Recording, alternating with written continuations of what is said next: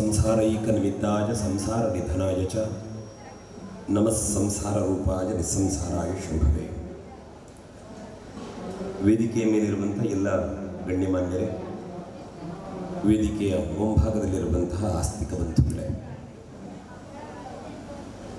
ಬಹಳ ಸಂತೋಷ ಮತ್ತು ಸಂಭ್ರಮ. ಯಾಕೆ ಅಂತಂದರೆ,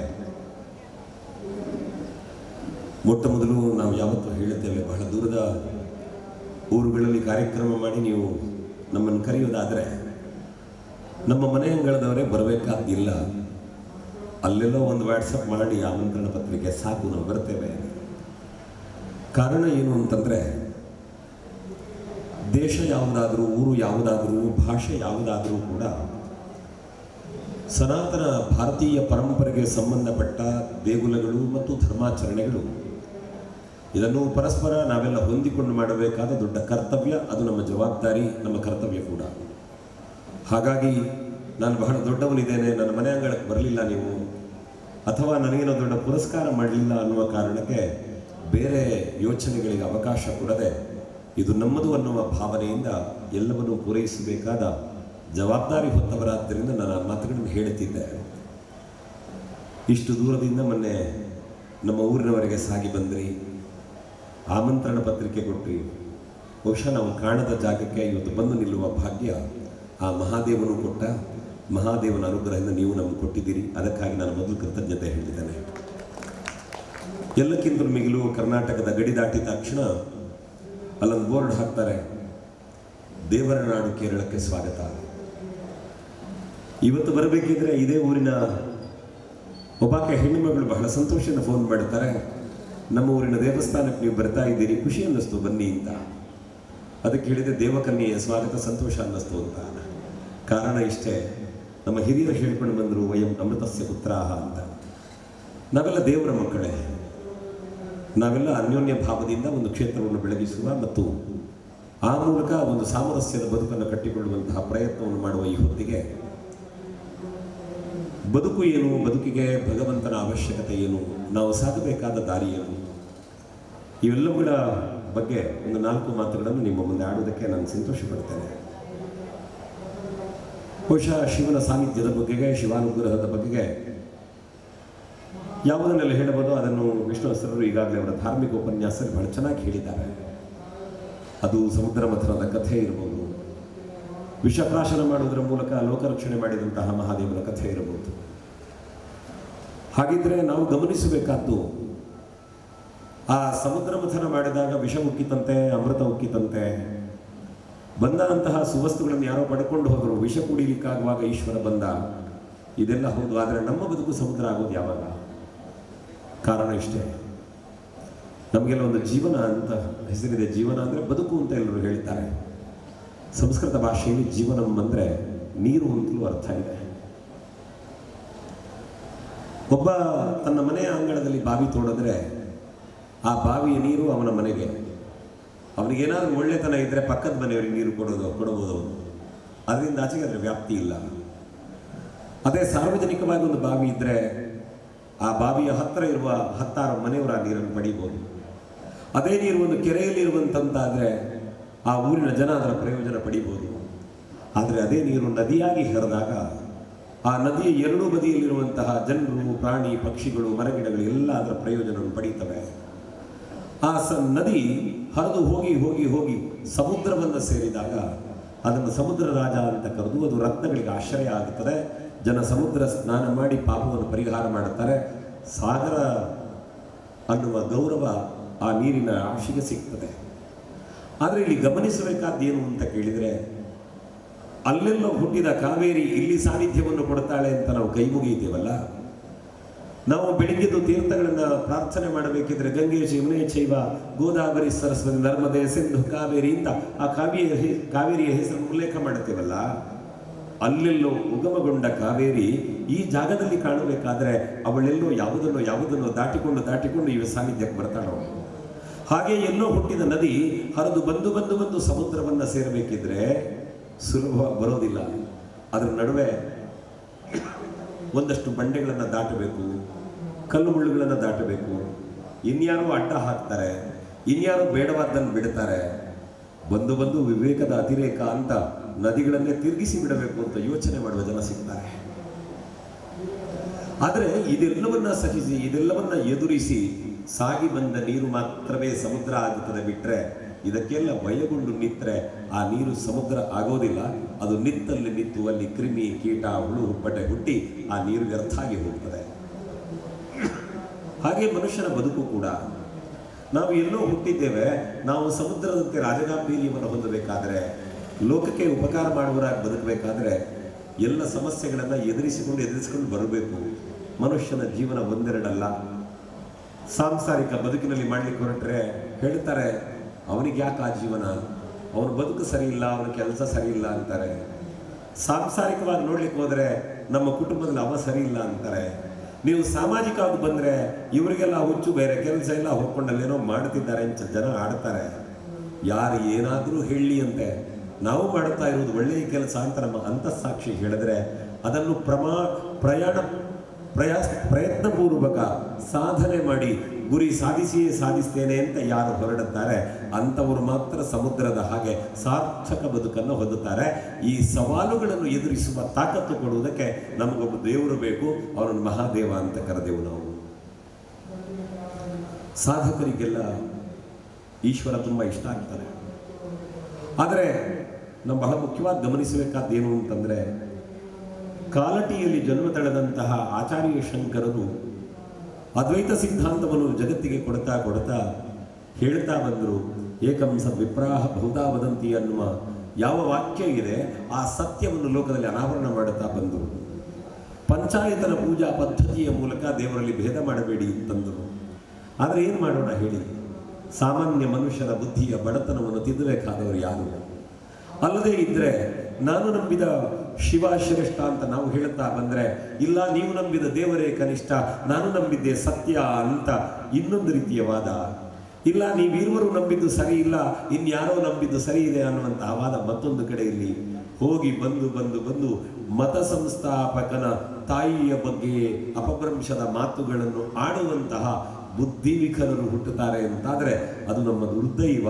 ಹಾಗಾಗಿ ನಾವೇನು ಮಾಡಬೇಕು ಅಂದರೆ ಆ ಮಹಾದೇವರಲ್ಲಿ ಪ್ರಾರ್ಥಿಸಬೇಕು. ಅಂಥವರು ಯಾರಾದರಿದ್ದರೆ ಅವರಿಗೆ ಒಳ್ಳೆಯ ಬುದ್ಧಿ ಕೊಡುವಂಥ ದೇವರಲ್ಲಿ ಪ್ರಾರ್ಥಿಸಬೇಕು ನಾವು. ಯಾಕೆ ಅಂತಂದರೆ ಶಿವ ಸಾನ್ನಿಧ್ಯದ ಕಥೆ. ಈ ಧಾರ್ಮಿಕ ಸಭೆಯಲ್ಲಿ ಒಂದು ತಮಾಷೆಗಾಗಿ ನಿಮಗೊಂದು ಸಂಗತಿಯನ್ನು ಉಲ್ಲೇಖ ಮಾಡುತ್ತೇನೆ. ನಾನು ಒಂದು ಸಭೆಯಲ್ಲಿ ನಮ್ಮ ಧರ್ಮಕರ್ಮಗಳ ಮಾತಾಡ್ತಿದ್ದೆ. ಊರೆಲ್ಲ ಹಾಕಿಕೊಂಡು ಬಂದ ಚಪ್ಪಲಿಯನ್ನು ಮನೆಯೊಳಗೆ ಹಾಕಬೇಡಿ, ಮನೆಯೊಳಗೆ ನೀವು ಚಪ್ಪಲಿ ಹಾಕಿ ಬರುವುದೇ ಹೌದು ಅಂತಾದರೆ ಹೊಸ್ತಿಲ ಪೂಜೆ ಮಾಡಬೇಡಿ ಅಂತ ಮಾತಾಡ್ತಿತ್ತು. ಒಬ್ಬಾಕೆ ತಾಯಿ ಕೂತ್ಕೊಂಡು ಬರ್ಕೊಳ್ತಾ ಇದ್ರು. ನಾನು ಅಂದ್ಕೊಂಡೆ ನಾನೇನೋ ಒಳ್ಳೆಯ ವಿಚಾರ ಬರ್ಕೊಳ್ತಿದ್ದಾರೆ ಅಂತ. ಕಾರ್ಯಕ್ರಮ ಮುಗಿದಾದ ಮೇಲೆ ಅವ್ರನ್ನ ಪ್ರಶ್ನೆ ಕೇಳಲಿಕ್ಕಿದೆ ಅಂತಂದು ಕೇಳಿ ಇದ್ದಾರೆ. ಅವ್ರು ಹೇಳಿದ ಮಾತೇನು ಅಂದರೆ, ಪಾಪ ನೀವೆಲ್ಲೂ ಹೋಗಲಿಲ್ಲ ಅಂತ ಕಾಣಿಸ್ತದೆ.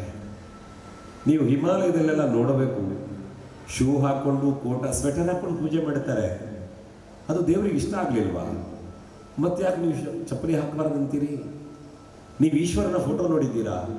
ಅವನ ಕೈಯಲ್ಲಿ ಡಮರುಗ ಇದೆ, ಅವನ ಚರ್ಮಾಂಬರ, ಅವನನ್ನೇ ಪೂಜೆ ಮಾಡಬಹುದಂತೆ, ನಾವು ಮನೆಯೊಳಗೆ ಚಪ್ಪಲಿ ಯಾಕೆ ಹಾಕಬಾರ್ದು ಅಂತ ಅವ್ರು ಒಂದಿಷ್ಟು ಪ್ರಶ್ನೆಗಳನ್ನು ಕೇಳಿದ್ರು. ಅವರು ಅಲ್ಲಿದ್ದವರಿಗೆಲ್ಲ ಸತ್ಯ ಅನ್ಸೋದು, ಎಲ್ಲರಿಗೆ ಚಪ್ಪಾಳೆ ತಟ್ಟಲಿಕ್ಕೆ ಶುರು ಮಾಡೋದು. ಆಮೇಲೆ ತಿರುಗಿ ಕೇಳಿದೆ ನಾನು, ಸರಿಯಮ್ಮ ನೀವು ಹೇಳೋದು, ಈಶ್ವರನಿಗೆ ಚರ್ಮಾಂಬರ ಇದೆ, ನಾವು ಚಪ್ಪಲಿ ಹಾಕಿದರೆ ಏನು ಅಂತ ಒಂದು ಪ್ರಶ್ನೆ ಇದೆಯಲ್ಲ. ಆದರೆ ಅದಕ್ಕಿಂತ ಮೊದಲು ಕೇಳಿದ್ರಿ ಹಿಮಾಲಯದಲ್ಲಿ ಹಾಕಿ ಮಾಡ್ತಾರೆ, ಇಲ್ಲಿ ಹಾಕಿ ಮಾಡಿದ್ರೆ ಏನು ಅಂತ. ಯಾವುದೇ ಅನುಷ್ಠಾನಕ್ಕೆ ದೇಶ ಕಾಲ ಪರಿಸ್ಥಿತಿ ಅನ್ನುವ ನಿಬಂಧನೆ ಇದೆ. ಪ್ರಾದೇಶಿಕವಾದಂತಹ ಆಚರಣೆಗಳನ್ನು ಆ ಪ್ರದೇಶಕ್ಕನುಸಾರವಾಗಿ ನಡೆಸಬೇಕು ವಿನ ಎಲ್ಲಿಯೂ ಬಂದ ನಾನು ಅಲ್ಲಿದ್ದನ್ನು ಪರಿವರ್ತನೆ ಮಾಡಲಿಕ್ಕೆ ಹೋಗಬಾರದು. ಇದು ಮೊದಲನೇ ಭಾಗ. ಎರಡನೇದು, ಈಶ್ವರ ಚರ್ಮಾಂಬರಣ ಆದರೆ ನಾವು ಚಪ್ಪಲಿ ಹಾಕಿದ್ರೆ ಏನು ಅಂತ ಕೇಳಿದ್ರಲ್ಲ, ಹಾಗೆ ನನಗೊಂದು ಪ್ರಶ್ನೆ ಇದೆ.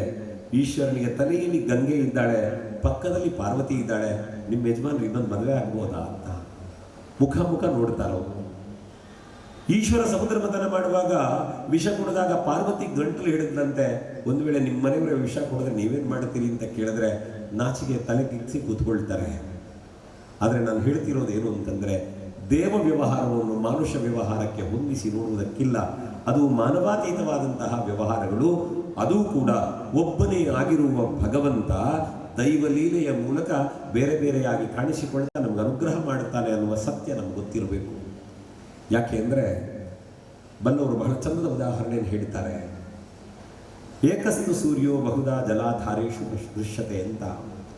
ಒಬ್ಬನೇ ಸೂರ್ಯ ಮೇಲೆ ಆಕಾಶದಲ್ಲಿರುವುದು, ಆದರೆ ಈ ನೆಲದಲ್ಲಿ ಎಲ್ಲೆಲ್ಲ ನೀರು ನಿಂತಿದೆಯೋ ಅಲ್ಲೆಲ್ಲ ಅವನ ಬಿಂಬವನ್ನು ಕಾಣಬಹುದು ನಾವು. ಆದರೆ ಸೂರ್ಯ ಹಲವರಾಗುವುದಕ್ಕೆ ಸಾಧ್ಯ ಇಲ್ಲ. ಮಾತ್ರ ಅಲ್ಲ, ಆಕಾಶದಲ್ಲಿ ಬೆಳಗುವ ಸೂರ್ಯನನ್ನು ನಮಗಿಷ್ಟವಾದಂತಹ ಬಣ್ಣದ ಪರದೆಯ ಹಿಂದೆ ನಿಂತು ಕಂಡಾಗ ಮುಂದಿರುವ ಪರದೆಯ ಬಣ್ಣದಲ್ಲಿ ಸೂರ್ಯದೇವರು ಕಾಣಿಸಿಕೊಂಡ ಹಾಗೆ ನಮ್ಮ ಭಾವಕ್ಕೆ ನಮ್ಮ ಭಕ್ತಿಗನುಗುಣವಾಗಿ ಭಗವಂತ ನಮಗೆ ಅನುಗ್ರಹವನ್ನು ಮಾಡುತ್ತಾನೆ. ಈ ಸತ್ಯವನ್ನು ಅರ್ಥ ಮಾಡಿಕೊಂಡು ದೇವರನ್ನು ಆರಾಧನೆ ಮಾಡಬೇಕೇ ಬಿಟ್ಟರೆ ದೇವನೊಬ್ಬನಲ್ಲೇ ರೂಪವೈವಿಧ್ಯವನ್ನು ಮುಂದಿಟ್ಟುಕೊಂಡು ಮೇಲು ಕೀಳು ಅನ್ನುವ ಭಾವ ನಮ್ಮಲ್ಲಿ ತರಕೂಡದು. ಅದಕ್ಕೆ ಆಚಾರ್ಯ ಶಂಕರರು ಕೊಟ್ಟ ಪಂಚಾಯತನ ಪೂಜಾ ಪದ್ಧತಿ ಅತ್ಯಂತ ಶ್ರೇಷ್ಠ ಅಂತ ನಮಗನ್ನಿಸ್ತದೆ. ಅಂತಹ ಸದಾಶಯದೊಂದಿಗೆ ಈ ಕ್ಷೇತ್ರದಲ್ಲಿ ಮಹಾದೇವರನ್ನು ಆರಾಧಿಸ್ತಾ ಬಂದವರಿದ್ದೀರಿ. ಬಹಳಷ್ಟು ಬಾರಿ ನಮಗನ್ನಿಸಿಬಿಡೋದು, ದೇವರನ್ನು ನಂಬಬೇಕಾದ್ರೆ ಯಾಕೆ? ನಾನು ಬಂದಾಗ ಹೇಳಿದ್ರು, ಒಳಗೆ ಬಂದಾಗಲೂ ಹೇಳಿಬಿಟ್ರು, ನೀವು ವಿದ್ಯಾರ್ಥಿಗಳಿಗೆ ಹೇಳಬೇಕು ಅಂತ. ಇಲ್ಲಿ ವಿದ್ಯಾರ್ಥಿಗಳ ಸಂಖ್ಯೆ ಇವತ್ತು ಬಹುಶಃ ಶಾಲೆ ಇರೋ ಕಾರಣದಿಂದ ಕಡಿಮೆ ಇದೆ ಅಂತ ನಾನು ಭಾವಿಸ್ತೇನೆ. ಇಲ್ಲಿ 4 ಮಾತುಗಳನ್ನು ಕೇಳೋದ್ರಲ್ಲಿ ಒಂದು ಮಾತನ್ನಾದರೂ ನಿಮ್ಮ ಮನೆಯ ಮಗುವಿಗೆ ಮುಟ್ಟಿಸ್ತೀರಿ ಅನ್ನೋ ಕಾರಣಕ್ಕೆ ನಾನು 4 ಮಾತುಗಳನ್ನು ಆ ಬಗ್ಗೆ ಮಾತನಾಡುತ್ತೇನೆ. ದೇವರು ಯಾಕೆ ಬೇಕು ನಮಗೆ? ದೇವರನ್ನು ಹೇಗೆ ಕಾಪಾಡುತ್ತಾನೆ ಅನ್ನುವ ಪ್ರಶ್ನೆ ನಮ್ಮ ಮುಂದೆ ಬಂದಾಗ ನನಗಿವತ್ತು ನಾನು ನೆನಪು ಮಾಡಿಕೊಳ್ತೇನೆ. ಸುಮಾರು 49,000 ವಿದ್ಯಾರ್ಥಿಗಳನ್ನು ಇವತ್ತು ನಾನು ಮಾತನಾಡಿಸ್ತಾ ಬಂದೆ. ಶಾಲೆಗೆ ಹೋದಾಗ ಹೆತ್ತವರ ಜೊತೆ ಮಾತಾಡಿದಾಗ ಅವರೆಲ್ಲ ಹೇಳೋದಿಷ್ಟೇ, ನಮ್ಮ ಮಕ್ಕಳಿಗೆ ನಾವು ಪಾಠ ಮಾಡಿಸ್ತೇವೆ, ಬೇಕಾದ ತಂದು ಕೊಡ್ತೇವೆ, ಆದರೆ ಸಂಸ್ಕಾರದ ಪಾಠವನ್ನು ನೀವು ಕಲಿಸಬೇಕು. ಸಂಸ್ಕಾರದ ಪಾಠ ಕಲಿಸೋದು ಹೇಗೆ ಅಂದರೆ ಹಾಗೆ, ಒಂದು ಪುಟ್ಟ ಮಗು ಬಂತು ನೋಡಿ, ಅವನಿಗಿನ್ ದೊಡ್ಡ ಬ್ಯಾಜ್ ಇದೆ ಅವನ ಕುತ್ತಿಗೆಯಲ್ಲಿ. ಈ ಮಕ್ಕಳಿಗೆ ಅದನ್ನು ತೊಡಿಸಿ, ಮಗ ನೀನು ಭವಿಷ್ಯದಲ್ಲಿ ಹೀಗೆ ಮೇಲೆ ಕೂತ್ಕೊಳ್ಬೇಕಾದವನು ಅಂತ ಆ ಮಕ್ಕಳಿಗೆ ಭರವಸೆ ತುಂಬಿದ್ರೆ ನಾಳೆ ಆ ಮಕ್ಕಳು ದೇವಸ್ಥಾನವನ್ನು ಬೆಳಗಿಸುವುದಕ್ಕೆ ಕಟಿಬದ್ಧರಾಗಿ ಬರ್ತಾರೆ. ಇಷ್ಟೇ ಇರೋ ಸಂಸ್ಕಾರ ಅಂತ. ಅದು ಬಿಟ್ಟರೆ ಇನ್ಯಾವುದೋ ವಿದೇಶಿ ಲಾಂಛನವನ್ನು ಕುತ್ತಿಗೆಗೆ ತೊಡಿಸಿ ಅಲ್ಲೆಲ್ಲೂ DJ ಹಾಕಿ ಕುಣಿತಾರೆ ಅಂತಂದು ಹುಚ್ಚರ ಕುಣಿಯುವುದನ್ನೇ ನಮ್ಮ ಮಕ್ಕಳಿಗೆ ತೋರಿಸಿಬಿಟ್ರೆ ಆ ಮಕ್ಕಳಿಗೆ ದೇವಸ್ಥಾನ ವೆಚ್ಚಾಗೋದು ಯಾವಾಗ? ಶಾಲೆ ಕಾಲೇಜುಗಳಲ್ಲಿ ಅಂಥ ಮಾತುಗಳನ್ನು ಕೇಳಿದಾಗ ನನ್ನ ಮಕ್ಕಳಿಗೆ ಹೇಳ್ತಾ ಬಂದದ್ದಿಷ್ಟೇ, ಮಕ್ಕಳ ಈ ಜಗತ್ತಿನಲ್ಲಿ ಅಮ್ಮನನ್ನು ಅಪ್ಪನನ್ನು ವಿದ್ಯೆ ಕಲಿಸಿದ ಗುರುಗಳನ್ನು ಗೌರವಿಸಿ ದೇವರನ್ನು ಯಾರು ನಂಬುತ್ತಾನೆ ಅವ ಬದುಕಿನಲ್ಲಿ ಸೋಲೋದಿಲ್ಲ. ಸೋಲೋದಿಲ್ಲ ಅಂದರೆ ಅವನಿಗೆ ಬಡತನ ಬರೋದಿಲ್ವಾ, ಕಷ್ಟ ಬರೋದಿಲ್ವಾ ಅಂತ ಕೇಳಬಹುದು. ಕಷ್ಟ ಬರ್ಬೋದು, ಬಡತನ ಬರ್ಬೋದು, ಆದರೆ ಅವ ಆತ್ಮಹತ್ಯೆ ಮಾಡಿಕೊಳ್ಳುವ ಹೇಡಿ ಆಗೋದಿಲ್ಲ. ಯಾರು ದೇವರನ್ನು ನಂಬುತ್ತಾನೆ ಅವರೊಳಗೆ ಆತ್ಮವಿಶ್ವಾಸ ಅನ್ನೋದು ಬಲವಾಗಿರುತ್ತದೆ. ದೇವರು ಹೇಗೆ ಕಾಪಾಡುತ್ತಾನೆ ಅನ್ನೋದಕ್ಕೊಂದು ಕಾಲ್ಪನಿಕ ಕಥೆ ಇದೆ. ಒಂದ್ಸಲ ಒಬ್ಬ ಭಕ್ತ ದೇವರ ಮುಂದೆ ಬಂದು ಹೇಳಿದಂತೆ, ಭಗವಂತ ನನ್ನ ಸೇವೆ ತುಂಬ ಮಾಡುತ್ತಾ ಬಂದೆ, ಆದರೆ ನನಗೆ ಕಷ್ಟ ಬಂದಾಗ ನೀನು ನನ್ನ ಜೊತೆಗೆ ಬರಲೇ ಇಲ್ವಲ್ಲ ದೇವರೇ ಅಂತ ಕಣ್ಣೀರು ಹಿಡಿದಕ್ಕೆ ಆರಂಭ ಮಾಡೋದಂತೆ. ಆಗ ದೇವರು ಕೇಳಿದ್ರಂತೆ, ಇಲ್ಲಪ್ಪ ನೀನು ನನ್ನ ಜೊತೆಗೆ ಇದ್ನಲ್ಲ, ನಿನಗೆ ಗೊತ್ತಿರಲಿಲ್ಲ ಅಷ್ಟೇ, ನಾನು ನಿನ್ನ ಜೊತೆಗಿದ್ದೆ ಅಂತವಂತೆ. ತಿರುಗಿ ಕೇಳಿದ, ನಿನ್ನದ ಜೊತೆಗೆ ಇರ್ತೀಯ ಅನ್ನೋದಕ್ಕೆ ಸಾಕ್ಷಿ ಏನು ದೇವರೇ ಅಂತ. ದೇವರು ಹೇಳಿದ್ರಂತೆ, ಭಯ ಬೇಡ ನಿನಗೆ, ನಾಳೆಯಿಂದ ತಿರುಗಿ ನೋಡು, ನೀನಿಟ್ಟ ಹೆಜ್ಜೆಗಳಿಂದ ಹೆಚ್ಚು ಹೆಜ್ಜೆ ಇರುತ್ತಾನೆ, ನಾನು ನಿನ್ನ ಜೊತೆಗಿದ್ದೇನೆ ಅನ್ನೋ ಸಾಕ್ಷಿ ಅಂತ. ಇವನು ಆಯಿತು ಅಂತ ಯೋಚನೆ ಮಾಡುತ್ತಾನೆ. ಬರೋ ದಿವಸ ದೇವರನ್ನು ಪ್ರಾರ್ಥನೆ ಮಾಡಿ ಹೊರಟು ತಿರುಗಿ ನೋಡ್ತಾನೆ, ಹೆಜ್ಜೆ ಗುರುತು ಹೆಚ್ಚಿತ್ತು. ದೇವರು ನನ್ನ ಜೊತೆಗಿದ್ದಾರೆ ಅನ್ನೋದು ಅವನಿಗೆ ಭರವಸೆ. ಸ್ವಲ್ಪ ದಿನ ಕಳೀತು. ಯಾವತ್ತೂ ಒಂದಿನ ನೋಡಬೇಕಿದ್ರೆ ಹೆಜ್ಜೆ ಗುರುತು ಕಡಿಮೆ ಇತ್ತು. ಇವನು ತೀರಾ ಸಂಕಷ್ಟಕ್ಕೊಳಗಾಗಿ ಏನು ಮಾಡಬೇಕು ಅಂತ ಗೊತ್ತಿಲ್ಲದೆ ಕಂಗೆಟ್ಟು ಹೋಗಿದ್ದ. ತುಂಬ ಮನಸ್ಸಿಗೆ ನೋವಾಯಿತು. ಮತ್ತೆ ತಿರುಗಿ ದೇವರ ಮುಂದೆ ಅದಕ್ಕೆ ಬಂದು ಹೇಳಿದ್ದಂತೆ, ದೇವರೇ ನಾನು ಬರ್ತೇನೆ ಅಂತ ಮಾತು ಕೊಟ್ಟೆ, ಮೊನ್ನೆ ಆ ಕಷ್ಟದ ದಿನ ಇರಬೇಕಿದ್ರೆ 4 ದಿವಸ ಬಂದವನು ಆ ದಿವಸ ಕೈ ಕೊಟ್ಟು ಓಡಿ ಹೋಗಿಟ್ಟಿಯಲ್ಲ, ಯಾಕೆ ನನಗೆ ಮೋಸ ಮಾಡಿದೆ ಅಂತ ದೇವರೆದುರ ಕಣ್ಣೀರು ಹಾಕಬೇಕಿದ್ರೆ ದೇವರು ಹೇಳಿದ್ರಂತೆ, ಮಗು ಹೆಜ್ಜೆ ಗುರುತು ಕಡಿಮೆ ಇತ್ತು ಅನ್ನೋ ಕಾರಣಕ್ಕೆ ನನಗೆ ಬೈಬೇಡುವೋ, ನಾನು ನಿನ್ನನ್ನು ಬಿಟ್ಟು ಹೋಗಲಿಲ್ಲ, ನೀನು ಹೇಳ್ತಾ ಇದ್ದಿ ಮೊನ್ನೆ ಕಷ್ಟ ಬಂದ ದಿನ ಹೆಜ್ಜೆ ಗುರುತು ಕಡಿಮೆ ಇತ್ತು, ನನ್ನ ಹೆಜ್ಜೆ ಗುರುತು ಇಲ್ಲಿಲ್ಲ ಅಂತ. ವಾಸ್ತವ ನೀನು ಗೊತ್ತಿಲ್ಲ, ಮೊನ್ನೆಯ ದಿನ ನಿನ್ನ ಹೆಜ್ಜೆ ಗುರುತಿರಲಿಲ್ಲ, ನನ್ನ ಹೆಜ್ಜೆ ಗುರುತಿತ್ತು. ಯಾಕೆ ಗೊತ್ತಾ? ನೀನು ಕಷ್ಟದಲ್ಲಿದ್ದೀಯ ಅನ್ನೋ ಕಾರಣಕ್ಕೆ ನಿನ್ನನ್ನು ನಾನು ಎತ್ತಿಕೊಂಡಿದ್ದೆ ಮಗ, ಆದ್ರಿಂದ ನಿನ್ನ ಗುರುತಿರಲಿಲ್ಲ, ನನ್ನ ಗುರುತಿತ್ತು ಅಂತ ದೇವರಲ್ಲಿ ಸಮಾಧಾನ ಮಾಡಿದ್ರಂತೆ. ಬದುಕು ಹಾಗೆ. ಎಷ್ಟೋ ಬಾರಿ ನಮಗೆ ಗೊತ್ತಿಲ್ಲದಂತೆ ಕಾರಣದ ಕೈಯನ್ನು ನಮ್ಮನ್ನು ಕಾಪಾಡುತ್ತದೆ. ಆ ಕಾರಣದ ಕೈಯನ್ನು ನಾವು ದೇವರು ಅಂತ ನಂಬಿಕರದೆವು. ಆ ದೇವರನ್ನು ಉಪಾಸನೆ ಮಾಡುವುದರ ಮೂಲಕ ಬದುಕಿನ ಸುಖದ ದಾರಿಯ ಕಡೆಗೆ ನಾವು ಸಾಗ್ತಾ ಬಂದೆವು. ಹಾಗಿದ್ರೆ ದೇವರನ್ನು ಪೂಜೆ ಮಾಡಬೇಕಾದ ಹೇಗೆ? ದಿನ ಬೆಳಗಾದರೆ ಎದ್ದು ರಾತ್ರಿಯವರೆಗೆ ನಮಃ ಶಿವಾಯ ನಮಃ ಶಿವಾಯ ಅಂತ ಹೇಳುತ್ತಾ ಕೂತ್ರೆ ಹೊಟ್ಟೆ ತುಂಬೋದಿಲ್ಲ. ಯಾರೋ ಕೇಳಿದ್ರಂತೆ, ಮಂತ್ರಕ್ಕೆ ಮಾವಿನಕಾಯಿ ಉದುರುತ್ತದ ಅಂತ. ಅದಕ್ಕೆ ಉತ್ತರ ಕೊಟ್ರಂತೆ, ಮಾವಿನಕಾಯಿ ಉದುರಿಸೋದಕ್ಕೆ ಮಂತ್ರ ಬೇಡ ಅಂತ. ಯಾಕೆ? ಸಣ್ಣ ಹುಡುಗ ಕಲ್ಲು ಹೊಡು ಬಿಸಾಡುತ್ತಾನೆ, ಬಿಸಾಡಿ ಮಾವಿನಕಾಯಿ ಉದುರಿಸ್ತಾನೆ, ಮಂತ್ರ ಯಾಕೆ? ಆದರೆ ಮಂತ್ರದ ಯೋಗ್ಯತೆ ಏನು ಅಂತ ಅರ್ಥ ಆದರೆ ಮಾತ್ರ ನಾವು ಅದನ್ನು ಅನುಸಂಧಾನ ಮಾಡುವುದಕ್ಕೆ ಸಾಧ್ಯ ಆಗುತ್ತದೆ. ಮಂತ್ರ ಅಂತಂದರೆ ವರ್ಷಗಳ ಕಾಲ ಬಾಯಿಪಾಠ ಹೊಡೆದು ಹೇಳೋದು ಅಂತ ಅರ್ಥ ಅಲ್ಲ. ಮಂತ್ರ ಅನ್ನೋದಕ್ಕೆ ಮನನಾತ್ರಾಯತೇತಿ ಮಂತ್ರ ಅಂತಂದರು. ಯಾವುದನ್ನು ಮತ್ತೆ ಮತ್ತೆ ಮತ್ತೆ ಮತ್ತೆ ಹೇಳ್ತಾ ಹೇಳ್ತಾ ಅನುಸಂಧಾನ ಮಾಡ್ತಾ ಹೋಗ್ತೇವೋ ಅದರಿಂದ ರಕ್ಷಣೆಯನ್ನು ಪಡೆಯುತ್ತೇವೆ. ಅದು ನಮಗೆ ರಕ್ಷಣೆಯನ್ನು ಕೊಡುತ್ತದೋ ಅದನ್ನು ಮಂತ್ರ ಅಂತ ಕರೆದರು. ಹಾಗಿದ್ರೆ ಮಂತ್ರ ಯಾವುದು? ಅದಕ್ಕೆ ವೇದಾಧ್ಯಯನ ಬೇಕು ಅಂತಿಲ್ಲ. ನಾವು ಬಂದು ಆ ಸ್ವಾಮಿಯ ಮುಂಭಾಗದ ನಿಂತು ಸ್ವಾಮಿ ಅಂತ ಕೈ ಮುಗಿಯುತ್ತೇವಲ್ಲ, ಅಂತರಂಗದಲ್ಲಿ ಸ್ವಾಮಿಯನ್ನು ಸ್ಥಾಪಿಸಿ ಕಣ್ಣು ಮುಚ್ಚಿ ಕೈ ಮುಗಿದಾಗ ಒಳಗಿರುವ ಗರ್ಭಗುಡಿಯಲ್ಲಿರುವ ಬಿಂಬ ನಮ್ಮ ಹೃದಯ ಮಂದಿರದಲ್ಲಿ ಕಾಣಿಸಿಕೊಂಡ್ರೆ ಆ ಕಣ್ಣು ಮುಚ್ಚಿ ಹೇಳುವ ಸ್ವಾಮಿ ಅನ್ನುವ ಎರಡಕ್ಷರವೇ ಮಂತ್ರ. ಹಾಗಿದ್ರೆ ದೇವರನ್ನು ಪೂಜಿಸುವುದಕ್ಕೆ ಏನೆಲ್ಲ ಬೇಕು ನಮಗೆ ಅಂತ ಕೇಳಿದರೆ ಏನೂ ಬೇಕಾಗಿಲ್ಲ, ಪರಿಶುದ್ಧವಾದ ಭಾವ ಅಷ್ಟೇ ಬೇಕಾದ್ದು. ಆಚಾರ್ಯ ಶಂಕರರು ಬಹಳ ಚೆನ್ನಾಗಿ ಅದನ್ನು ಹೇಳ್ತಾರೆ. ನೀವು ಕೇಳಿರಬಹುದು, ಶಿವಮಾನಸ ಸ್ತೋತ್ರ ಹೇಳಬೇಕು, ರತ್ನೈ ಕಲ್ಪಿತ ಮಾಸನಂ ಭೀಮಜಲ ಸ್ನಾನಂಚ ದಿವ್ಯಾಂಬರಂ ಅಂತ. ಭಗವಂತ ನಿನಗೆ ರತ್ನಮಯವಾದಂತಹ ಪೀಠ, ಗಂಗೆಯ ಅಭಿಷೇಕ ಎಲ್ಲವನ್ನು ನಾನು ಮಾನಸಿಕವಾಗಿ ಮಾಡ್ತಾ ಹೋಗ್ತೇನೆ ಅಂತ ಮಾನಸಿಕವಾಗಿ ದೇವರನ್ನು ಪೂಜೆ ಮಾಡುತ್ತಾರೆ. ಶಿವನನ್ನು ಪೂಜೆ ಮಾಡಿ ಕೃಷ್ಣ ಭಗವದ್ಗೀತೆಯಲ್ಲಿ ಅದನ್ನೇ ಹೇಳ್ತಾನೆ, ಪತ್ರಂ ಪುಷ್ಪಂ ಫಲಂ ತೋಯಂ ಯೋಮೇ ಭಕ್ತಿಯ ಪ್ರಯಚ್ಛತಿ. ನೀನು ಏನನ್ನಾದರೂ ಕೊಡು, ಹಣ್ಣು ಕಾಯಿ ನೀರು ಎಲೆ ಯಾವುದಾದರೂ, ಆದರೆ ಕೊಡುವಲ್ಲಿ ಭಕ್ತಿ ಇರಲಿ, ಕೊಡುವಲ್ಲಿ ಪ್ರೀತಿ ಇರಲಿ. ಅದು ಬಿಟ್ಟರೆ ಅದರಿಂದ ಹಂಚಿಗೆ ನಿನ್ನ ಯಾವ ನಿರೀಕ್ಷೆಯೂ ಇಲ್ಲ ಅಂತ ಆ ಭಗವಂತ ನಮ್ಮ ಸೇವೆಯನ್ನು ಸ್ವೀಕಾರ ಮಾಡುತ್ತಾನೆ. ಅದು ನಮ್ಮ ಮನುಷ್ಯ ವ್ಯವಹಾರಕ್ಕೆ ಹೇಳಬೇಕಾದ್ರೆ, ಯಾರಾದರೂ ನಮ್ಮ ಮನೆಗೆ ಬಂದಾಗ ಅವ್ರಿಗೆ ಬೇರೆ ಯಾವ ಆಡಂಬರಗಳು ಬೇಡ. ಅವರು ಬರ್ತಾರೆ ಅಂತ ಗೊತ್ತಾಗ 4 ಹೆಜ್ಜೆ ಮುಂದೆ ಹೋಗಿ ಬನ್ನಿ ಅಂತ ಕರೆದು ನಮ್ಮ ಶಕ್ತಿಯನುಸಾರ ಪ್ರೀತಿಯಿಂದ ಉಪಚಾರ ಮಾಡಿ 4 ಒಳ್ಳೆಯ ಮಾತಾಡಿ ಅವರು ಹೊರಟಾಗ ಅವರು 4 ಹೆಜ್ಜೆ ಅವರ ಜೊತೆ ಹಾಕಿ ಬೀಳ್ಕೊಟ್ರೆ ಅದಕ್ಕಿಂತ ದೊಡ್ಡ ಸಂತೋಷ ಇನ್ನೊಬ್ಬರಿಗಿಲ್ಲ. ನಾವು ಕರೆದಿದ್ದೇವೆ, ಬೇಕಾದ್ರೆ ಬರ್ತಾರೆ ಅಂತ ಕಾಲ ಮೇಲೆ ಕಾಲ ಹಾಕಿ ಕೂತ್ರೆ ಹೊರಟೋಗುವಾಗ ಹೇಳ್ತಾರೆ ಅವನು ದೊಡ್ಡ ಸ್ಥಿತಿ ಇದ್ರೆ ಅವರಿಗಾಯ್ತು ಅಂತ ಮಾತಾಡಿ ಹೋಗ್ತಾರೆ. ಹಾಗೆ ದೇವರ ಸೇವೆ ಕೂಡ 2 ಬಿಲ್ವೆ ಬಂದರೆ ತರೋದಕ್ಕೆ ನಮಗೆ ಕಷ್ಟ ಯಾಕೆ? ಅಲ್ಲ, ಸ್ವಾಮಿಗೆ ಅಂತ ಒಂದು ಹೂ ತರೋದಕ್ಕೆ ನಮಗೆ ಕಷ್ಟ ಯಾಕೆ? ಅಲ್ಲೆಲ್ಲೋ ಸಿಕ್ಕಿದ 2 ಎಕ್ಕೆಯ ಹೂವನ್ನು ತಂದು ಸ್ವಾಮಿಯ ಪದದಲ್ಲಿ ಇರುವುದಕ್ಕೆ ಕಷ್ಟ ಯಾಕೆ? ಆದ್ದರಿಂದ ಯಾವುದು ನಮ್ಮ ಕೈಗೆ ಸಿಗುತ್ತದೋ ಅದನ್ನು ತಂದು ಸ್ವಾಮಿಯ ಪದದಲ್ಲಿಟ್ಟು ಸ್ವಾಮಿಗೆ ಕೈ ಮುಗಿದ್ರೆ ಸ್ವಾಮಿ ನಮ್ಮನ್ನು ಅನುಗ್ರಹಿಸ್ತಾನೆ. ಆದರೆ ಅದರ ಹಿಂದೆ ಭಕ್ತಿ ಇರಬೇಕಷ್ಟೇ. ಹಾಗಾದ್ರೆ ಇದನ್ನೆಲ್ಲ ನಾವು ಸಿದ್ಧ ಮಾಡಬೇಕಲ್ಲ. ಅಂದರೆ ಒಂದು ಬಹಳ ಸ್ಪಷ್ಟವಾಗಿ ಗೊತ್ತಿರಬೇಕು, ಯಾವುದೇ ಒಂದು ಕ್ಷೇತ್ರ ಜೀರ್ಣೋದ್ಧಾರ ಆಗಬೇಕಿದ್ರೆ ನಮ್ಮ ಮನಸ್ಸೊಳಗೆ ಏನಿರಬೇಕು ಅಂತಂದ್ರೆ ಆ ಸ್ವಾಮಿ ನಮ್ಮ ಮೂಲಕ ಮಾಡಿಸ್ತಾನೆ ಅನ್ನುವ ವಿನೀತ ಭಾವ ಇರಬೇಕು. ನಾನು ಮಾಡಿದ್ದೇನೆ ಅನ್ನುವ ಭಾವನೆ ಇರಬಾರದಂತೆ. ಯಾಕೆ ಅಂದರೆ ನಾನೇ ಮಾಡುತ್ತೇನೆ ಅಂತ ಯೋಚನೆ ಮಾಡುವುದೇ ಹೌದು ಅಂತಾದರೆ ನಮಗಿಂತ ಮೊದಲು ಬಂದವರು ಯಾರೋ ಮಾಡಬಹುದಾಗಿತ್ತಲ್ಲ, ಯಾಕೆ ಅವ್ರ ಹತ್ರ ಸಾಧ್ಯ ಆಗಲಿಲ್ಲ? ಅಲ್ಲ, ನಾನೇ ಮಾಡಬೇಕು ಅಂತ ಇನ್ಯಾರೋ ಇದ್ರೆ ಇವತ್ತು ನಾವ್ಯಾಕೆ ಮಾಡಿದೆವು, ಇನ್ಯಾರೋ ಬಂದವರು ಮಾಡಬಹುದಾಗಿತ್ತಲ್ಲ.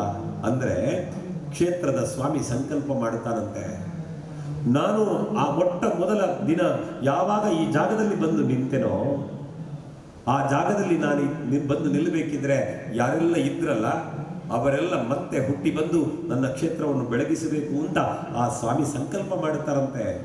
ಹಾಗಾಗಿ ನಾವೆಲ್ಲ ಈ ಬ್ರಹ್ಮಕಲಶ ಆಗಬೇಕಿದ್ರೆ ನಾವು ಯಾಕೆ ಈ ಜಾಗದಲ್ಲಿದ್ದೇವೆ ಅಂತಂದ್ರೆ ಆ ಮೊದಲು ಸ್ವಾಮಿ ಬಂದು ಇಲ್ಲಿ ನಿಲ್ಲಬೇಕಿದ್ರೆ ನಾವು ಯಾವುದೋ ಒಂದು ರೂಪದಲ್ಲಿ ಆ ಸ್ವಾಮಿಯ ಸೇವೆ ಮಾಡಿದ ಪುಣ್ಯ ಇವತ್ತು ನಮ್ಮನ್ನು ತಂದು ಈ ಜಾಗದಲ್ಲಿ ಕೂತ್ಕೊಳ್ಳಿಸಿದೆ. ನಮಗನ್ನಿಸುವುದು, ಕಾರ್ಯಕರ್ತರಿಗೆಲ್ಲ ಅನ್ನಿಸ್ತದೆ, ನಾವು ತುಂಬ ವ್ಯವಸ್ಥೆ ಮಾಡಿದ್ದೀವಿ, ಮಧ್ಯಾಹ್ನ ಜನವೇ ಬರಲಿಲ್ವಲ್ಲ, ಜನ ಕಡಿಮೆ ಇದೆ ಅಂತ. ಯಾವತ್ತೂ ನಮಗೆ ಆ ಯೋಚನೆ ಬೇಡ. ಯಾಕೆ ಅಂದರೆ ನಾವು ಶಿವನಿಗೆ ತುಂಬ ಹತ್ತಿರ ಇದ್ದೇವೆ, ಆದ್ದರಿಂದ ನಾವು ಇಷ್ಟು ಹೊತ್ತಿದ್ದೇವೆ ಇಲ್ಲಿ. ಇನ್ನು ವಿಳಂಬವಾಗಿ ಬರುವವರು ಅವರಿಗೇನೋ ಬೇರೆ ಕೆಲಸವನ್ನು ಶಿವ ಕೊಡ್ತಾನೆ. ಹಾಗಾಗಿ ಬಾರದವರ ಬಗೆಗೆ ನಮಗೆ ಆಕ್ಷೇಪ ಬೇಡ, ಬಂದದ್ದನ್ನು ಸಂಭ್ರಮಿಸೋಣವಂತೆ. ಭವಿಷ್ಯತ್ತು ಬಹಳ ದೊಡ್ಡದಿದೆಯಲ್ಲ. ನಮ್ಮ ಗುರುಗಳು ಯಾವತ್ತೂ ಹೇಳ್ತಿದ್ರು, ತುಸು ತಿನ್ನು ಆದರೆ ಕಸ ತಿನ್ನಬೇಡ. ಹಾಗೆ ಯಾವುದೇ ಕೆಲಸ ಮಾಡಿದಾಗ ಒಂದಿಷ್ಟು ಜನ ಬರ್ತಾರೆ, ಬಾರದೇ ಇರ್ತಾರೆ, ಅದು ಅವರ ಯೋಚನೆ, ಅವರ ಸೌಭಾಗ್ಯ. ಅದರ ಬಗ್ಗೆ ನಮಗೆ ತಕರಾರು ಇರಬಾರದು. ನಮಗೆ ದೇವರು ಏನು ಅವಕಾಶ ಕೊಟ್ಟಿದ್ದಾನೆ ಅದನ್ನು ಶ್ರದ್ಧೆಯಿಂದ ಮಾಡುವುದಷ್ಟೇ ನಮಗೆ ಕರ್ತವ್ಯ.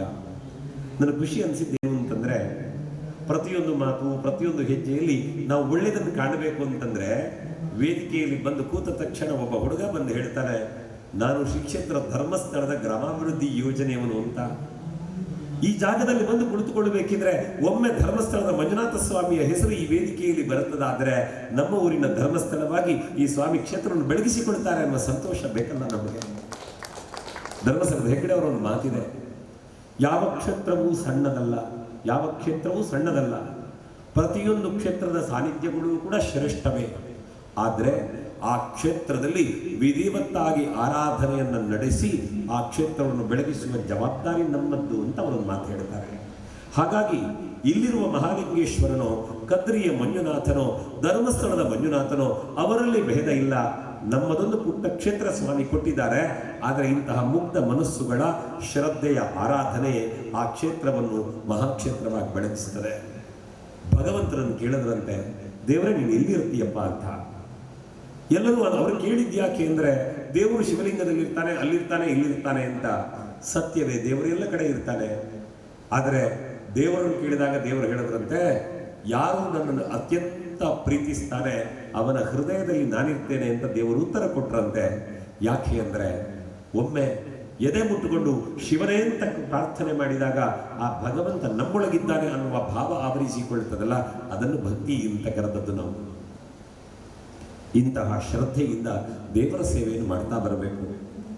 ಈ ದೇವರ ಸೇವೆ ಮಾಡಿದಾಗ ನಾವು ಗಮನಿಸ್ತೇವೆ ಏನು ಅಂತಂದ್ರೆ, ಸಭೆಯಲ್ಲಿ ಕುರ್ಚಿ ಇಟ್ಟರೆ ನೋಡಬೇಕು, ಕೆಲವರೆಲ್ಲ ಹಿಂದೆ ಹೋಗಿ ಕೂತ್ಕೊಳ್ತಾರೆ. ಯಾಕೆಂದ್ರೆ ಇಲ್ಲ ಅದು ದೊಡ್ಡವರಿಗೆ ಇಟ್ಟಿದ್ದಾರೆ ಅಂತ. ಖಂಡಿತ ಇಲ್ಲ, ಈ ಸಮಾಜದಲ್ಲಿ ಎಲ್ಲರೂ ದೊಡ್ಡವರೇ. ಆದರೆ ಒಂದು ವ್ಯವಸ್ಥೆಯಲ್ಲಿ ಗಂಡನಿಗಿಂತ ಮೀಸಲಿಟ್ಟರೆ ಅದು ಪ್ರಶ್ನೆ ಬೇರೆ. ಆದರೆ ಅದರಿಂದ ಆಚೆಗೆ ಯಾರಿಗೂ ಕೂಡ ನಾನು ಸಣ್ಣವರು, ನಾನು ಹೆಂಗಸು, ನಾನು ಗಂಡಸು, ನಾವು ಮಕ್ಕಳು, ಈ ಭೇದಗಳು ಬೇಡ. ಯಾಕೆ ಅಂದರೆ ಶಿವನಿಗೇ ಇಲ್ಲದ ತರತಮ ನಮ್ಮ ನಡುವೆ ಯಾಕೆ? ಯಾಕೆ ಅಂತಂದ್ರೆ ಒಂದು ವಿಚಾರ ಬಹಳ ಸ್ಪಷ್ಟವಾಗಿರಲಿ. ಯಾಕೆ ಸಣ್ಣವರಲ್ಲ, ಯಾಕೆ ಎಲ್ಲರೂ ಶ್ರೇಷ್ಠರು, ಅಥವಾ ಯಾಕೆ ನಮಗೆ ಜವಾಬ್ದಾರಿಗಳಲ್ಲಿ ಸಣ್ಣದು ದುಡಿದು ಅಂತ ಅನಿಸಬಾರದು ಅಂತನ್ನೋದಕ್ಕೆ ಒಂದು ಕಥೆ ಇದೆ. ಎಲ್ಲರೂ ಸಣ್ಣವರಲ್ಲ ಯಾಕೆ ಅಂದರೆ ಎಲ್ಲರೂ ಯೋಗ್ಯರೇ. ನಮ್ಮಲ್ಲಿ ಒಂದು ಮಾತಿದೆ, ಅಮಂತ್ರಂ ಅಕ್ಷರಂ ನಾಸ್ತಿ ನಾಸ್ತಿ ಮೂಲ ಮನೌಷಧಂ ಅಯೋಗ್ಯ ಪುರುಷ ನಾಸ್ತಿ ಯೋಜಕಸ್ತತ್ರ ದುರ್ಲಭ ಅಂತ. ಮಂತ್ರವಾಗದೇ ಇರುವ ಅಕ್ಷರಗಳಿಲ್ವಂತೆ, ಔಷಧ ಆಗದೇ ಇರುವ ಮೂಲಿಕೆಗಳಿಲ್ವಂತೆ, ಈ ಪ್ರಪಂಚದಲ್ಲಿ ಅಯೋಗ್ಯ ವ್ಯಕ್ತಿಯಿಂದ ಇಲ್ವಂತೆ. ಅವರನ್ನು ಸಂಯೋಜನೆ ಮಾಡುವ ಶ್ರೇಷ್ಠನೊಬ್ಬ ಬೇಕಂತೆ. ಹಾಗಾಗಿ ನಾವು ಯಾರೂ ಅಯೋಗ್ಯರಲ್ಲ, ನಮ್ಮನ್ನೆಲ್ಲವರನ್ನು ಸೇರಿಸಿ ಜೊತೆಗೆ ನಿಲ್ಲಿಸುವುದಕ್ಕೆ ಆ ಸ್ವಾಮಿ ಇದ್ದಾರೆ ಅಂದ ಮೇಲೆ ನಮ್ಮಲ್ಲಿ ತರತಮ ಭೇದಗಳು ಬೇಡ.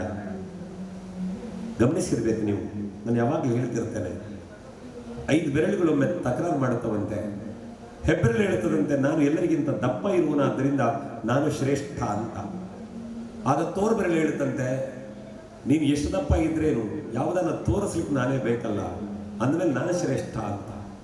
ಆಗ ಮಧ್ಯದ ಬೆರಳು ಹೇಳುತ್ತಂತೆ ನೀವು ಏನು ಮಾಡಿದ್ರು ಎಲ್ಲರಿಗಿಂತ ಎತ್ತರ ಇರುವ ನಾನಾದ್ರಿಂದ ನಾನು ಶ್ರೇಷ್ಠ. ಆಗ ಅನಾಮಿಕ ಬೆರಳು ಹೇಳಿತು ನೀವು ಏನೇ ಮಾಡಿದ್ರು ಉಂಗುರ ಮಾತ್ರ ನನಗೇ ಹಾಕುದು, ಆದ್ದರಿಂದ ಬಂಗಾರದ ಉಂಗುರ ತುಟ್ಟುಕೊಳ್ಳೋ ನಾನು ಶ್ರೇಷ್ಠ ಅಂತ. ಕಿರಿಬೆರಳು ಏನು ಮಾಡೋದು, ಆಚೆ ಈಚೆ ನೋಡ್ತಾ ನೋಡ್ತಾ ಹೇಳ್ತಂತೆ ನೀನೇ ದಪ್ಪ, ನೀನೇ ತೋರಿಸು, ನೀನೇ ಎತ್ತರ, ನಿನಗೆ ಬಂಗಾರ, ನನಗೆ ಬೇಜಾರಿಲ್ಲ. ಆದರೆ ನನಗೆ ಒಂದೇ ಒಂದು ತೃಪ್ತಿ ಏನು ಅಂತಂದ್ರೆ, ಗುರುಗಳಿಗೆ ಕೈ ಮುಗಿದಾಗ ಆ ದೇವರಿಗೆ ಕೈ ಮುಗಿಬೇಕಿದ್ರೆ ಮೊದಲು ಅವರಿಗೆ ನಾನೇ ಕಾಣಿಸಿಕೊಳ್ತೇನಲ್ಲ ಸಾಕು ನನಗೆ ಅಂತ ಕಿರಿಬೆರಳು ಸಮಾಧಾನ ಮಾಡಿಕೊಳ್ಳುತ್ತಂತೆ. ನಮ್ಮ ಬದುಕಿರಬೇಕಾದಷ್ಟೇ. ಸಮಾಜದಲ್ಲಿ ಇದನ್ನು ಯಾರು ಸ್ವಂತದಿಂದ ಮಾಡಿಕೊಂಡದ್ದಲ್ಲ, ದೇವರು ಕೊಟ್ಟ ಯೋಗ್ಯತೆ. ಕೆಲವರನ್ನು ದೇಹದಲ್ಲಿ ಬಲಾಢ್ಯರನ್ನಾಗಿ ಮಾಡಿದ್ದಾರೆ, ಕೆಲವರನ್ನು ಮಾರ್ಗದರ್ಶಕರನ್ನಾಗಿ ಮಾಡಿದ್ದಾರೆ, ಕೆಲವರನ್ನು ಶ್ರೇಷ್ಠರನ್ನಾಗಿ ಮಾಡಿದ್ದಾರೆ, ಕೆಲವರನ್ನು ಶ್ರೀಮಂತರನ್ನಾಗಿ ಮಾಡಿದ್ದಾರೆ, ಕೆಲವರನ್ನು ಬಡವರನ್ನಾಗಿ ಮಾಡಿದ್ದಾರೆ ದೇವರು. ಅದು ದೇವರ ಇಚ್ಛೆ. ಆದರೆ ದೇವರ ಜಾಗಕ್ಕೆ ಬಂದಾಗ ನಾವೆಲ್ಲ ಪ್ರೀತಿಯಿಂದ ನಿಧಾನವಾಗಿ ಬಾಗಿದರೆ ಈ 5 ಬೆರಳು ಒಟ್ಟಾದಾಗ ಮಾತ್ರ ತಾನೇ ಸ್ವಾಮಿಯ ಪ್ರಸಾದವನ್ನು ಒಂದು ತುತ್ತು ಉಣ್ಣುವುದಕ್ಕೆ ಸಾಧ್ಯ ಆಗುವುದು ನಮ್ಮ ಹತ್ರ. ಅಲ್ಲ, ಈ ಉಣ್ಣಲ್ಲಿ ನಾವು ಮಾಡ್ತಾ ಇದ್ದೇವೆ ನಾವೆಲ್ಲ ಒಂದು ಅನ್ನುವ ಕಾರಣಕ್ಕೆ ನಾವೆಲ್ಲ ಏಕತೆಯಿಂದ ಗಟ್ಟಿಯಾದಾಗ ತಾನೇ ಇಂತಹ ದೊಡ್ಡ ಕಾರ್ಯಕ್ರಮಗಳನ್ನೆಲ್ಲ ಚೆನ್ನಾಗಿ ನಡೆಸೋದಕ್ಕೆ ಸಾಧ್ಯ ಆಗೋದು. ಅಂದಮೇಲೆ ನಮ್ಮಲ್ಲಿ ತರತಮ ಯಾಕೆ? ಹಾಗಂತ ವ್ಯಕ್ತಿತ್ವವನ್ನು, ದಾನವನ್ನು, ಶ್ರೇಷ್ಠತೆಯನ್ನು ಗೌರವಿಸಬೇಕು. ನನ್ನ ಹತ್ರ ಕೊಡೋದಕ್ಕೆ ದುಡ್ಡಿಲ್ಲ ಅಂದಾಗ ಲಕ್ಷಾಂತರ ರೂಪಾಯಿ ದುಡ್ಡು ಕೊಟ್ಟವರು ನಾವು ಸನ್ಮಾನ ಮಾಡ್ತೇವೆ. ಯಾಕೆ ಅಂದರೆ ಶಿವನಿಗಿಂತ ಅವರು ದೊಡ್ಡವರು ಅನ್ನುವ ಕಾರಣಕ್ಕಲ್ಲ. ಆ ಶಿವ ಅವರಿಗೆ ಕೊಟ್ಟ ಸಂಪತ್ತಿನಲ್ಲಿ ಬಹಳ ದೊಡ್ಡ ಸೇವೆಯನ್ನು ದೇವರಿಗೆ ಸಮರ್ಪಿಸಿದ್ದಾರೆ ಅನ್ನುವ ಸಾಮಾಜಿಕ ವ್ಯವಸ್ಥೆಯ ಗೌರವದ ಮೂಲಕ ದುಡ್ಡುಳ್ಳವರಿಗೆ ಹೇಳಬೇಕಲ್ಲ, ನಿಮ್ಮ ಹತ್ರ ದೇವರು ಕೊಟ್ಟ ಶ್ರೀಮಂತಿಕೆ ಇದ್ರೆ ಅವರ ಹಾಗೆ ದಾನ ಮಾಡಿ ಅಂತ ಸಮಾಜಕ್ಕೆ ತೋರಿಸಬೇಕಲ್ಲ. ಅದಕ್ಕಾಗಿ ಅವರನ್ನು ಗೌರವಿಸುವುದೇ ಬಿಟ್ಟರೆ ದೇವರಿಗಿಂತ ಅವರು ದೊಡ್ಡವರು ಅನ್ನುವ ಭಾವ ಅಲ್ಲ.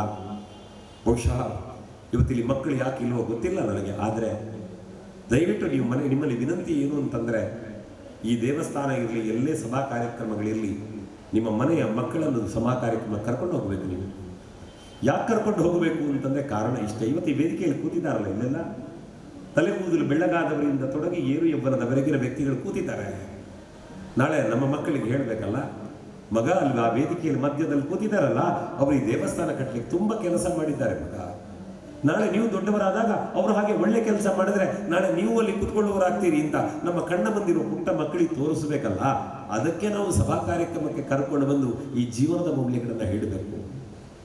ನಾವು ಆದರ್ಶ ಹುಡುಕುವುದಕ್ಕೆ ಹೊರಟ್ರೆ ಅಮೆರಿಕ, ಚೀನಾ, ಲಂಡನ್ ಮತ್ತೊಂದು ಮಾತಾಡ್ತೇವೆ.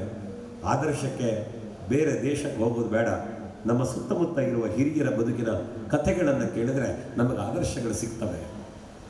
ಆದ್ದರಿಂದ ನಿಮ್ಮ ಊರಿನಲ್ಲಿ ನಿಮ್ಮ ಕಣ್ಣ ಮುಂದಿರುವ ಒಳ್ಳೆಯವರ ಬದುಕಿನ ಕಥೆಗಳನ್ನು ನಮ್ಮ ಮಕ್ಕಳಿಗೆ ಹೇಳ್ತಾ ನಾವು ಬೆಳೆಸುವಂತಹ ಪ್ರಯತ್ನವನ್ನು ಮಾಡಬೇಕು. ಯಾಕೆಂದರೆ ನನಗಿಂಥ ವೇದಿಕೆಗಳು ಬಂದು ನಿಂತಾಗಲೆಲ್ಲ ನಮ್ಮ ಅಪ್ಪ ನೆನಪಾಗುತ್ತಾರೆ. ನಾವು ತುಂಬ ಸಣ್ಣವರಿದ್ದೇವೆ, ನಮ್ಮ ದೇವಸ್ಥಾನ ಕರ್ಕೊಂಡು ಹೋಗ್ತಿದ್ರು. ಒಂದು ಸಾಯಂಕಾಲ ಹೋದರೆ ಮರುದಿನ ಬೆಳಗಿನವರೆಗೆ ದೇವಸ್ಥಾನದಲ್ಲಿ ಕೈ ಹಿಡಿದು ದೇವಸ್ಥಾನಕ್ಕೆ ಪ್ರದಕ್ಷಿಣೆ ಆಗಿ ಉತ್ಸವ ಆರಂಭ ಆಗಬೇಕಿದ್ರೆ ನಾವು ಸಣ್ಣವರಾದ್ರಿಂದ ನಮಗೆ ದೇವರು ಕಾಣಿಸ್ತಾ ಇರಲಿಲ್ಲ. ಬ್ರಹ್ಮವಾಹಕರು ದೇವರ ತಲೆ ಮೇಲೆ ಇಟ್ಕೊಳ್ತಿದ್ರು. ಆವಾಗ ನಮ್ಮಪ್ಪ ನಮ್ಮನ್ನು ಎತ್ತಿ ಅವರ ಹೆಗಲ ಮೇಲೆ ಕೂರಿಸ್ಕೊಂಡು ಅವರ ಕೈಗಳಲ್ಲಿ ನಮ್ಮ ಕಾಲುಗಳನ್ನು ಹಿಡ್ಕೊಂಡು ನಾವು ನಮ್ಮ ಪುಟ್ಟ ಕೈಗಳಲ್ಲಿ ಅಪ್ಪನ ತಲೆಯನ್ನು ಹಿಡ್ಕೊಂಡು ಕೂತ್ರೆ ದೇವರು ನೋಡು ಮಗ, ದೇವರು ನೋಡು ಅಂತ ನಮ್ಮ ಅಪ್ಪ ಆವತ್ತು ತೋರಿಸಿದ್ರಲ್ಲ, ಅದರ ಪರಿಣಾಮ ನಾವು ಬಂದು ಇವತ್ತು ಈ ಜಾಗದಲ್ಲಿ ನಿಂತದ್ದಿಲ್ಲಿ. ಹೀಗೆ ನಮ್ಮ ಮಕ್ಕಳನ್ನು ನಾವು ಬೆಳೆಸಬೇಕಾಗ್ತದೆ. ಯಾಕೆ ಅನ್ನೋದಕ್ಕೆ ಕಾರಣ ತುಂಬ ಇದೆ. ದೇವರು ಧರ್ಮ ಅನ್ನುವ ಕಡೆಗೆ ನಾವು ಯಾಕೆ ಬರಬೇಕು, ನಮ್ಮ ಮಕ್ಕಳಿಗೆ ದೇವರ ಧರ್ಮದ ಬಗ್ಗೆ ಯಾಕೆ ಹೇಳಬೇಕು ಅನ್ನೋದಕ್ಕೆ ನೂರಾರು ಕಾರಣಗಳನ್ನು ನಾನು ನಿಮ್ಮ ಮುಂದೆ ಕೊಡಬಲ್ಲೆ. ಇನ್ನು ಮುಂದುವರೆದೊಂದು ಮಾತನ್ನು ನೆನಪಿಸ್ತೇನೆ. ದೇವರ ಜಾಗದಲ್ಲಿ ಮಾಡುವ ಸಣ್ಣ ಸೇವೆ ನಮಗೆ ಬಹಳ ದೊಡ್ಡ ಪುಣ್ಯವನ್ನು ಕೊಡುತ್ತದೆ. ಯಾಕೆ ಅಂದರೆ ಒಂದು ಗೊತ್ತಿರಲಿ, ಸುದೀರ್ಘವಾದಂತಹ ಪ್ರಯಾಣ ಆರಂಭ ಆಗುವುದು ಇಡುವಂತಹ ಒಂದು ಹೆಜ್ಜೆಯಿಂದ. ಕೋಟ್ಯಂತರ ರೂಪಾಯಿಗಳು ಸಂಗ್ರಹ ಆಗುವುದು ನಾವು ಸಂಗ್ರಹಿಸುವ ಒಂದು ಪೈಸೆಯಿಂದ. ಹಾಗೇ ಬದುಕಿನಲ್ಲಿ ಅದಕ್ಕೊಂದು ಸುಂದರವಾದ ಕಥೆ ಇದೆ. ಒಂದು ಇಂಥದ್ದೇ ಶಿವನ ದೇವಾಲಯ. ಆ ಶಿವ ದೇವಾಲಯದಲ್ಲಿ ಅರ್ಚಕರು ಬಂದು ಪೂಜೆ ಮಾಡಿ ಹೋಗ್ತಾರೆ. ರಾತ್ರಿ ಬಾಗಿಲಾಗಿ ಹೋಗಿದ್ರೆ ಮತ್ತೆ ಮರುದಿವಸ ಬೆಳಿಗ್ಗೆ ಅವರು ಬರೋದು. ಆದರೆ ಬೆಳಿಗ್ಗೆ ಅವರು ಬರಬೇಕಿದ್ರೆ ಮುಂಚೆ ಆ ದೇವಸ್ಥಾನದ ಮುಂಭಾಗದಲ್ಲಿ ಕಸ ಗುಡಿಸಿ ನೀರು ಹಾಕಿ ತೊಳೆದು ಚಂದ ಮಾಡಿ ರಂಗೋಲಿ ಹಾಕಿ ಹೋಗ್ತಿದ್ರು. ಯಾರು ಅಂತ ಗೊತ್ತಿಲ್ಲ ಇವರಿಗೆ. ಕಾದು ಕಾದು ಕಾದು ಒಂದು ದಿವಸ ಅವರು ದೇವಸ್ಥಾನದಲ್ಲಿ ಉಳಿತಾರೆ ಅರ್ಚಕರು. ಯಾರು ಅಂತ ನೋಡಬೇಕು ಅಂತ. ಎಲ್ಲರೂ ಬರಬೇಕಿದ್ರೆ ಮೊದಲು, ಬೆಳಗಾಗಬೇಕಿದ್ರೆ ಮೊದಲು ಆ ಊರಿನ ಮಹಾರಾಣಿ ಬಂದು ಅಲ್ಲಿ ಕಸ ಗುಡಿಸಿ ತೊಳೆದು ರಂಗೋಲಿ ಹಾಕಿ ಹೋದ್ಲಂತೆ. ಅರ್ಚಕರು ನೋಡಿ ಸುಮ್ಮನೆ ಇರ್ತಾರೆ. ಅವಳು ಅರಮನೆಗೆ ಹೋದವಳು ಮತ್ತೆ ದೇವಸ್ಥಾನಕ್ಕೆ ಬರ್ತಾಳೆ. ಬಾಗಿಲು ತೆರೆದ ಮೇಲೆ ಅರ್ಚಕರು ಕೇಳಿದ್ರಂತೆ, ಅಮ್ಮ ಇಷ್ಟು ದಿವಸ ನೀನು ರಂಗೋಲಿ ಹಾಕ್ತಿ ಅಂತ ಗೊತ್ತಿರಲಿಲ್ಲ ನನಗೆ, ಬಂದು ರಂಗೋಲಿ ಹಾಕಿ ಹೋದಿಯಲ್ಲ, ಕೆಲಸದವ್ರ ಹತ್ರ ಹೇಳಿ ಮಾಡಿಸಬಹುದಾದ ನೀನು ಯಾಕೆ ಮಾಡದೆ ಅಂತ. ಆಗ ಮಹಾರಾಣಿ ಹೇಳಿದ್ಲಂತೆ, ಸ್ವಾಮಿ ಬೇರೇನಿಲ್ಲ, ಅದರ ಹಿಂದೆ ಒಂದು ಕಥೆ ಇದೆ. ನಾನು ಪೂರ್ವ ಜನ್ಮದಲ್ಲಿ ಒಂದು ಹಕ್ಕಿ ಆಗಿದ್ದೆ. ಹಕ್ಕಿಯಾದಂತಹ ನಾನು ದೇವಸ್ಥಾನದ ರಾಜಗೋಪುರದ ಮೇಲೆ ಪುಟ್ಟ ಗೂಡು ಕಟ್ಟಿಕೊಂಡು ಬದುಕ್ತಾ ಇದ್ದೆ. ಅಲ್ಲೆಲ್ಲೋ ಮಧ್ಯಾಹ್ನ ನೈವೇದ್ಯ ಪ್ರಸಾದ ಹಾಕ್ತಾರೆ ಅಂತ ಅದನ್ನು ತಿನ್ನುವುದಕ್ಕೆ ನಾನು ಹಾರಿ ಬರ್ತಾ ಇದ್ದೆ. ನಾನು ಹಾರಿ ಬರ್ತಾ ಇದ್ದದ್ದು ಗರ್ಭಗುಡಿಯ ಶಿಖರದ ಪಕ್ಕದಲ್ಲಿ. ಹಾಗೆ ದಿನ ಹಾರಿ ಬಂದು ನಾನು ಅನ್ನ ತಿನ್ಲಿಕ್ಕೆ ಓಡಿ ಬರ್ತಾ ಇರಬೇಕಿದ್ರೆ ನನ್ನ ರೆಕ್ಕೆಯ ಗಾಳಿ ಬೀಸಿ ಗರ್ಭಗುಡಿಯ ಮೇಲಿದ್ದ ಶಿಖರದ ಧೂಳು ಹಾರಿ ಹೋಗ್ತಾ ಇತ್ತಂತೆ. ನನಗೆ ಗೊತ್ತಿಲ್ಲದಂತೆ ಗರ್ಭಗುಡಿಯ ಶಿಖರವನ್ನು ಸ್ವಚ್ಛ ಮಾಡಿದ ಪುಣ್ಯವೇ ಹಕ್ಕಿಯಾಗಿದ್ದ ನನ್ನನ್ನು ಮಹಾರಾಣಿಯ ಜನ್ಮ ಕೊಟ್ಟು ಈ ಜನಕ್ಕೆ ಕರ್ಕೊಂಡು ಬಂತು ಅಂತ ಅವಳು ಹೇಳ್ತಾಳಂತೆ.